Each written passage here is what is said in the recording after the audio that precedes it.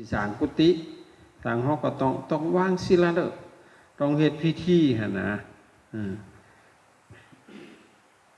อันพิธีซุบน่ะก็เพื่อสิหาเงินสารพัดและเขาเจ้าคิดหาวิธีนะหาวิธีสิอันเรียไล่ซึ่งปัจจัยเงินทองบางพวกก็ต้องเฮ็ดวัตถุมงคลขึ้นเฮ็ดเหรียญบอกเฮ็ดพระบอกพระรุ่นนั้นรุ่นนี้แต่ใส่คนนั้นบูชาบางพวกก็เฮ็ดคาถาอาคมเครื่องรางของขลังอย่างนั้นจะให้คนมาบูชาผมมีเนี่ยเฮ็ดเหรียญเจ้าของเลยบ่ะพระบางองค์สร้างเหรียญเจ้าของขึ้นมาเลยได้บ่ะทั้งที่เจ้าของบ่ทันตายได้เฮ็ดเหรียญขึ้นมาเลยคนมาบูชาอีกแล้วอ่ะก็เสกเป่าเฮ็ดพิธีสมโภชพาพิเศษเสกเหรียญอะไรเหรียญอันที่ว่าเป็นรูปเจ้าของนะจังนั้นก็มีวิธีขึ้นมาแล้วโอ้เหรียญรุ่นนั้นเป็นจังซั่นเกิดปาฏิหาริย์ปฏิไหวเทระบาทลดความบ่เป็นหยังหัวมันโชคดีถือมันบ่เป็นหยังโอ้เหรียญตัวนั้นแน่นอนบาทนี่เอาแล้วบาทนี่ก็โปรโมทกัน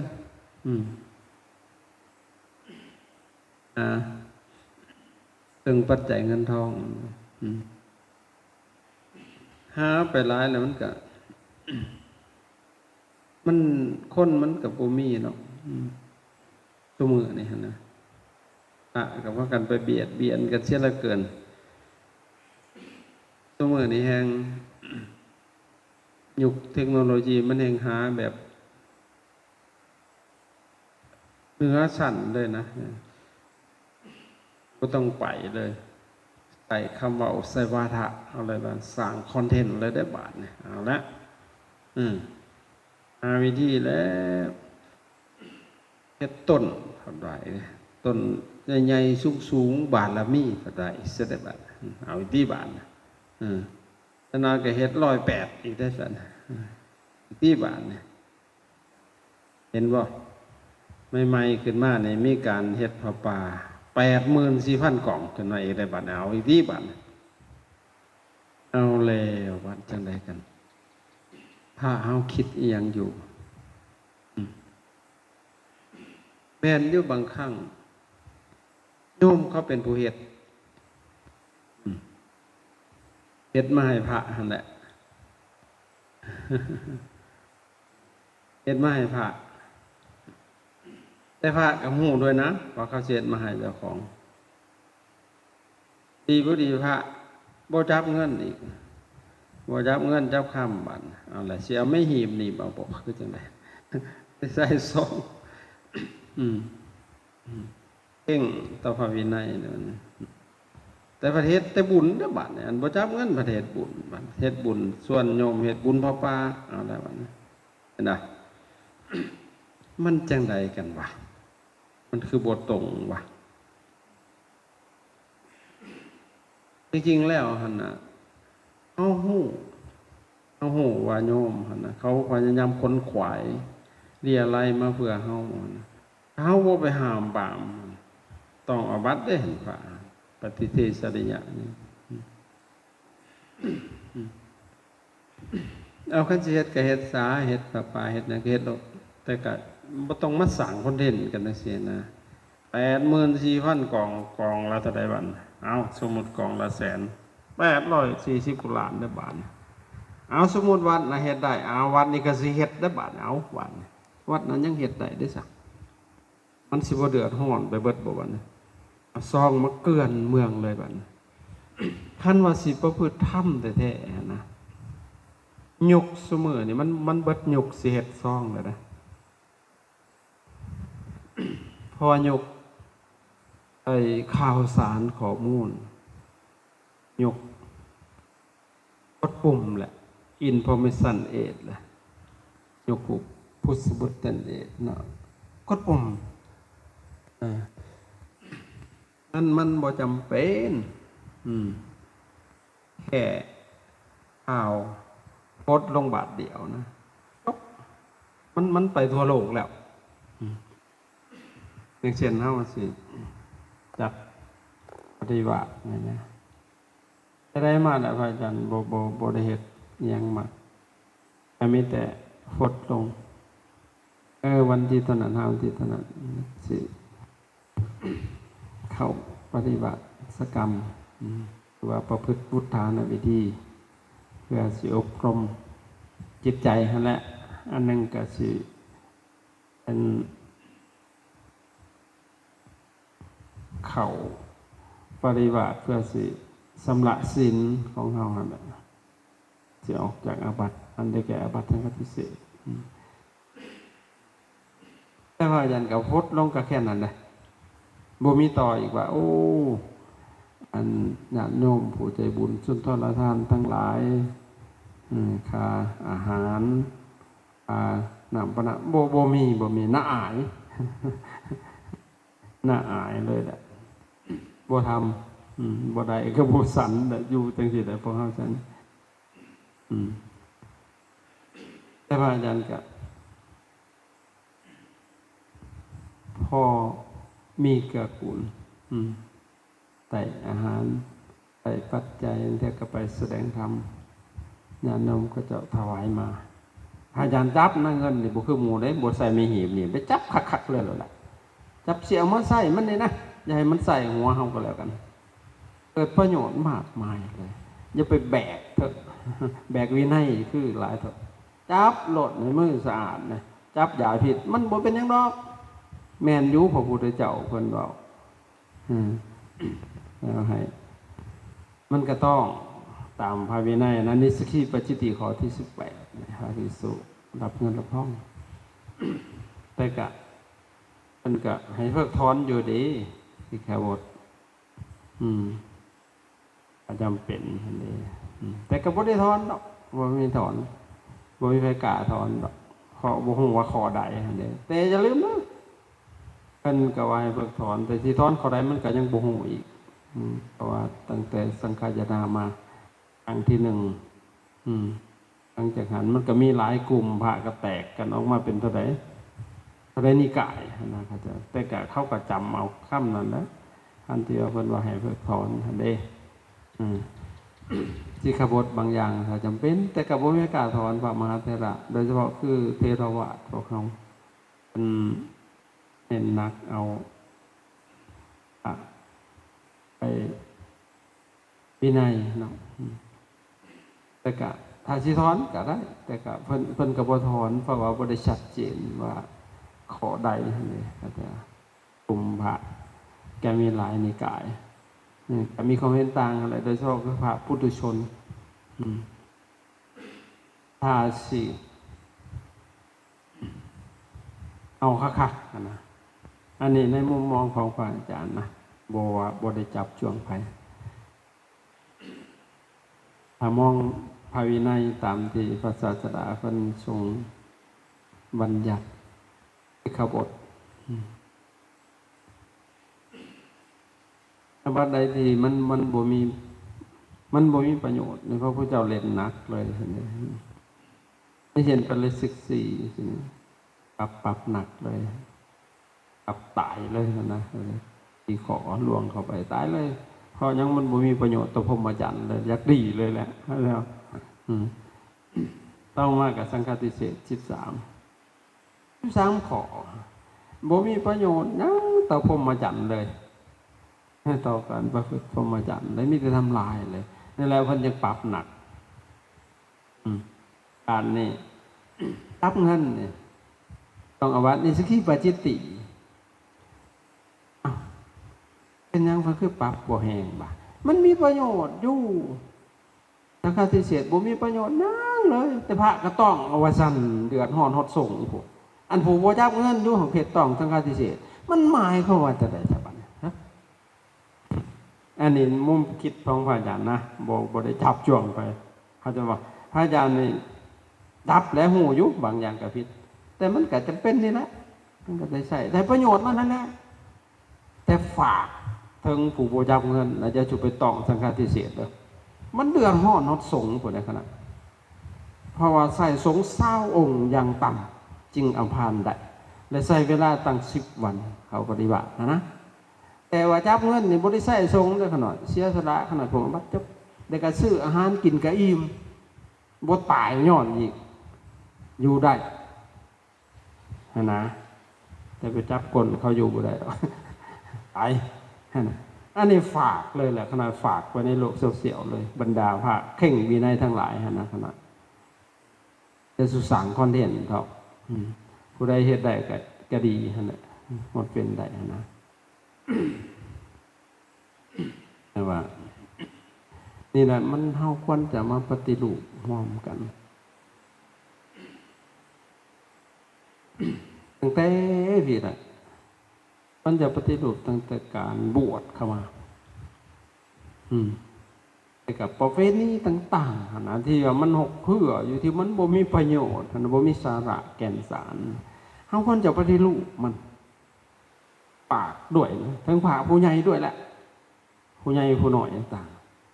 ๆที่ตั้งแต่กิจกรรมต่างๆพิธีต่างๆนะถึงมันบ่แม่นคำสอนนะเฮาคือบ่พากันปฏิรูปให้มันเด็ดขาดหรอกมันโมยวงมาเยี่ยงอยู่วิธีอย่างต่างๆนะมันหกเพื่อเลย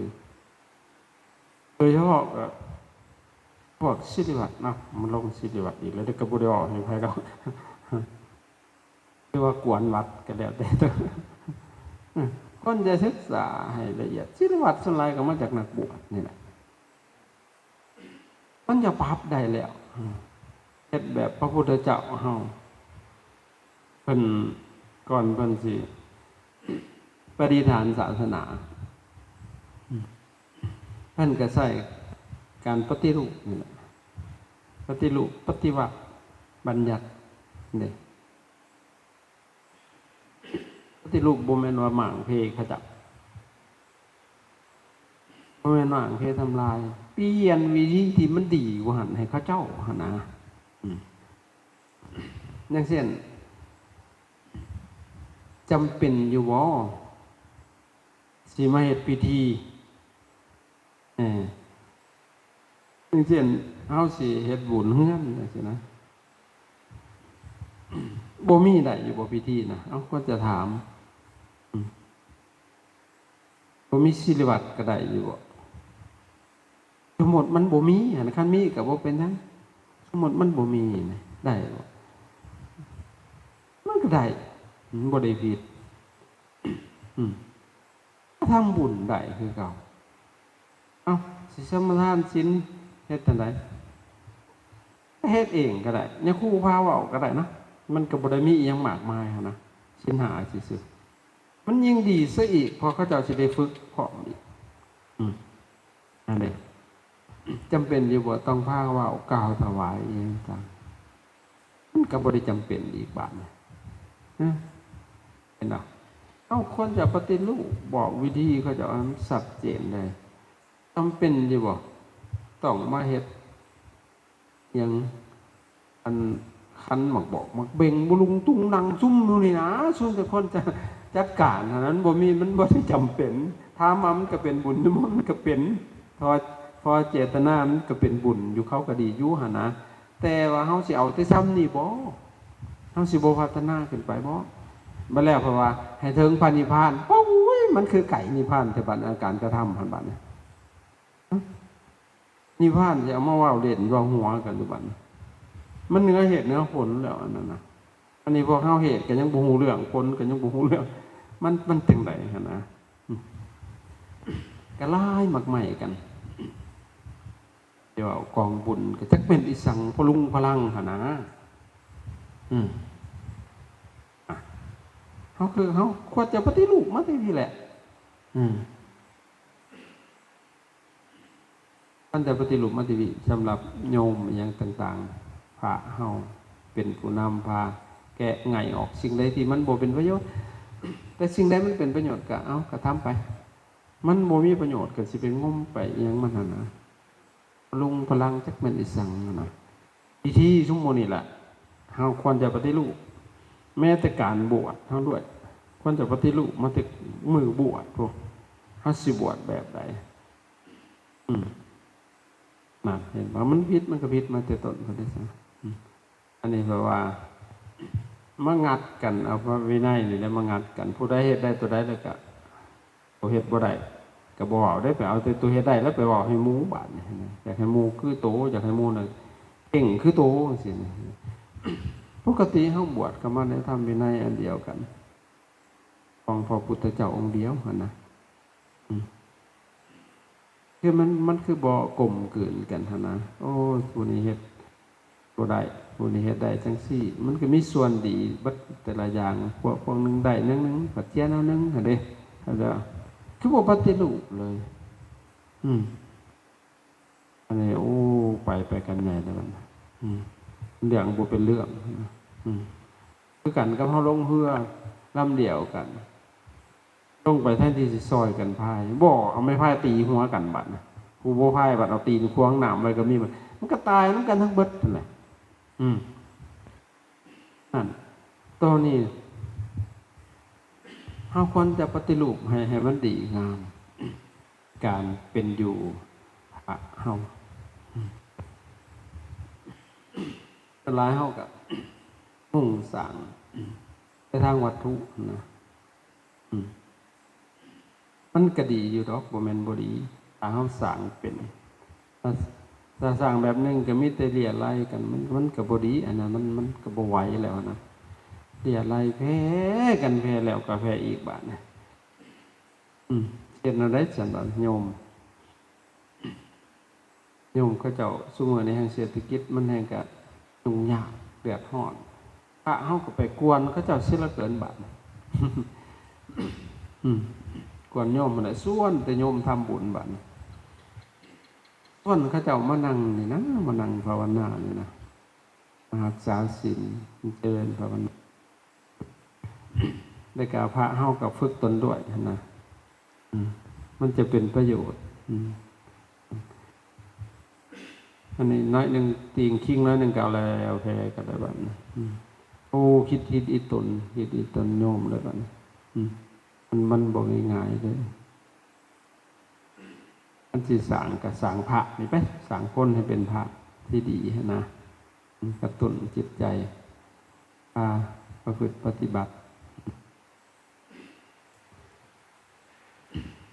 ข้าหน่อยเลยเฮ็ดแนวนี้ตลอดมาเฮ็ดแต่ว่ามันพอเฮ็ดได้นะแต่ว่าคันเฮ็ดบ่ได้ก็สิยานี่แหละก็มีแต่ซื้ออาหารเท่านั้นแหละซื้ออาหารมาสู่กันสันเอาไปบิณฑบาตมันก็บ่ได้เด้ซะคือนี่แหละเขาเจ้าก็ใส่ไปใส่พวกกล้วยใส่ขนมซ้ำนั่นแหละมันก็ไปซื้อเอามันบ่มีเงินบัดสิแล้วชาติได้บาทตายเขารอเราแล่นมาหลายๆกันก็เลยได้จับเงินสถาบันจับเงินเราเขาบอกจับคนก็ดอกเพื่อซื้ออาหารมาเลี้ยงเราเลี้ยงกันเขายังเอาไปซื้อละบ้านเขาอยู่กับบ้านน้อย10 หลังงานครึ่งซื้ออาหารพระมาหลายก็ซื้อหลายทำอาหารตลอดกาลแหละอยู่นี่20 ปีละแต่ก็พออยู่หลอดก็บ่ได้หอดได้หิวนะซื้ออาหารพระมาหลายมาหอด20 องค์10 มื้อนะครับก็เบิดหลายตัวประมาณ10 กว่าล้านแล้วเสียหอนมือออกก็เบิดอยู่ดอก14-15 ล้านกระจกสำนักคันเฮ็ดบ่ได้ก็เศร้าก็บ่ได้มีปัญหานะสบายบ่รบกวนนะว่าไงสวรรค์เขาก็อยากได้บุญก็เรื่องของเขาเจ้าดอกนั่นน่ะมันก็จะกระแสวงหาเองเขาเจ้าแต่ก็มีโยมมีลูกศิษย์แล้วก็ซัพพอร์ตผู้เขาเจ้ามีบุญเหมือนกันบุญก็จะถึง แล้วก็ซัพพอร์ตเฮาทีนี้พอเฮามาก็มามุ่งการฝึกตนบ่แม่นแต่มาเข้ากรรมอย่างเดียวหั่นนะมาฝึกตนเฮาสิได้ความบริสุทธิ์ทั้งสองฝ่ายบริสุทธิ์โดยพระวินัยคือศีลเฮาเนี่ยแล้วก็บริสุทธิ์โดยจิตใจโดยกฎของธรรมเฮาได้ความบริสุทธิ์จริงเฮาได้ฝึกตนเนี่ยถึงแต่เฮาอยู่บ้านอยู่วัดเฮาอาจสิบ่ได้ทำดอกเพราะมันก็คิดหลายสิ่งหลายแนวแล้วก็หมู่บางเทื่อหมู่บ่ทำเฮาอยู่นำหมู่มันก็ยากนั่นแหละนั่นแหละก็ผัดบ่มีหมู่ผัดบ่อยากเฮ็ดอีกจักสิเฮ็ดจังได๋หั่นแหละทีนี้เฮามาจังซี่เฮาได้โอกาสดีเลยบัดนี้10 วันนี่สิให้มันมีค่าที่สุดเด้แล้วเฮาก็ปรารภธรรมต่อครูบาอาจารย์เป็นกัลยาณมิตรให้เฮาเด้มันมีประโยชน์หลายขนาดเลยพอใจจังซี่ผู้ใดมักประพฤติปฏิบัติขนาดคันอาสาเลยมาขี่อยู่บาร์ขนาดนี้ได้เลยน่าสิแบกหลับจนขนาดตายเพราะฉะนั้นให้พวกท่านมาบ่ต้องให้ลำบากใจว่าโอ้อาจารย์เป็นสิไหวบ่ค่าอาหารมันก็สิฮ้อนหัวเทวดาติบ่คันบ่ฮ้อนก็สิฮ้อนหัวอีกเป็นหน่อยก็เฮ็ดอาหารใส่ใจภูมิใจพอใจจังซี่ขณะพวกท่านมีโอกาสพวกท่านว่างพวกท่านมาโดยขนาดยินดีครับตลอดทุก10 วันออกแล้วก็บ่ายอีก10 วันก็มาใหม่ผู้ใดสิมาคือเคยจัดแต่ขาสิจัดตลอดแนวนี้นะถ้าหากว่าจัดบ่ไหวจังสิลงในเพจบอกว่าบ่ไหวแล้วแต่ตอนนี้ยังไหวอยู่นะแล้วก็รับบ่อั้นเลยนะเฉพาะพระนะขนาดบ่รับเนียนเฉพาะพระแต่ว่าโยมก็ได้โยมอยากมาปฏิบัติก็ได้มาบวชขาวจำศีลอย่างใดนะแต่ว่าเน้นหันบ่รับเนื่องจากว่าเพราะว่าอยู่นี่พระอาจารย์แต่งภัตตาหารสันในพาเพื่อยังเพื่อบ่ให้มันสิ้นเปลืองถ้าเป็นงานใหญ่แล้วพระอาจารย์จังสิสันในบาทที่ใส่โต๊ะนะถ้าเป็นงานภายในจาก4-50ลงมาเนี่ยคือสันเสื้อผ้าสบาย4 องค์ต่อผ้าสบายนะ10 ลูกกับ10 ผ้าสบายอาหารกับประหยัดบ่สิ้นเปลืองนั่งคนเถียงในใจว่าโอ้เฮ็ดใจโตเลยมันอย่าจะเถียงเขาหน่อยก็อย่าเพราะเขาหน่อยเฮ็ดมา20 กว่าปีอาหารนี่สมมุติพระ50 องค์เฮ็ดใส่โต๊ะมื้อหนึ่งเฮ็ดใส่ผ้าได้2 มื้อคันบ่3อีกพุ่นแหละเป็นจังได๋จังหวะจังซั่นเฮ็ดใส่โต๊ะมันเหลือมันบ่พอเอาคือว่าจังซั่นพอพระเฮามันพระเจ้ามันประมาณบ่ได้เป็นหยังจังประมาณบ่ได้โพชนีมันตัญญูตุงอะไรไว้เอาพุงเป็นประมาณญาณแต่บ่อิ่มเรื่องของมันนั่นแหละตักเอาบัดนี้มันเหลือก็ต้องทิ่มแล้วบ่เฮ็ดเห็นบ่มันเป็นซั่นบัดนี้เขาก็เจ้าก็เลือกแต่เขาเจ้าสิเอาแล้วตัวเขาเจ้าบ่เอามันก็เหลือก็ยังบ่ได้บัดนี้ก็ต้องเก็บไว้บ่ได้ก็ให้โยมเอาไปให้ดอกซินี่ถ้าเป็นผ้าเนาะ4 องค์ต่อผ้าหนึ่งมี5 ถ้วยอย่างไรก็มีถ้วยแกงไว้อยู่กลางทุกมื้อบ่แกงก็ต้มแหละให้ได้สดน้ำ4 องค์หันได้สดนำกันเบิดเฮาก็มีช้อนกลางอยู่เด้ก็มีถ้วยน้อยตักกันเป็นเงินถ้วยแจ่ว4 องค์ก็จำแจ่วถ้วยเดียวกันนั่นแหละอิ่มนำกันทักถ้วยหยังมันได้ทันนำกันเจ้าบ่ทันก็เรื่องของเจ้ามันมีเท่านั้นมันไฟบังคับมันบ่อยากก็ได้สั่นใช่บ่เพราะหยังพอเฮาสั่นเพื่อที่ยังอัตภาพอยู่ได้บ่พึ่งทำบ่ได้มากินแซ่บนอนหลับปานนั้นดอกบ่ได้มาพุงเขียวปานนั้นตัว นั่นต่อเฮามาฝึกตนหั่นเด้เข้าใจบ่นั่น มันก็สบายแม่นต่ออืมมันประหยัดบ่แม่นกี่ที่เด้อขนาดอยากให้ฉันเต็มที่นั่นแหละอิ่มนั่นน่ะแต่ว่าเฮ็ดแนวนี้ขนาดลองเบิ่งแล้วมันประหยัดมันบ่เพ้ออืมนะก็เลยเฮ็ดแนวนี้เพื่อสิให้อาหารมันได้หลายๆงานจังซี่นะเอาจนมาเฮ็ดเสยโต๊ะหั่นงานหนึงนี่ขนาดจัดได้ฮอด3เทื่อพู้นแล้วคันสิมาเฮ็ดเสยโต๊ะหั่นน่ะคันสิมาเฮ็ดเสยโต๊ะแล้วมาเฮ็ดเสยผ้านะเฮ็ดเสยผ้ามันประหยัดกว่านี่แหละพระอาจารย์จึงเฮ็ดแนวนี้ให้กับเบิ่งหาวิธีตลอดเพื่อสิให้มันกลมกลืนมันพอดีมันงามมันพอดีส่วนหลายมันเหลือก็พอดีนะ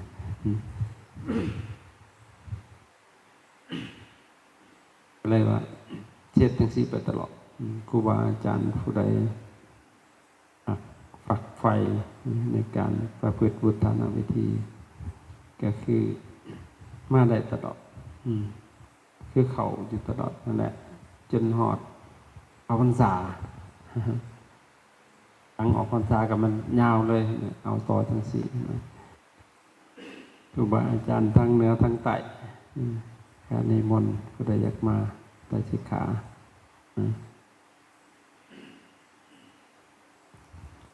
หลับวานพระนะเท่าที่ทำได้ถ้าทำบ่ได้ก็สิบอกเอาสำเนียงแหละ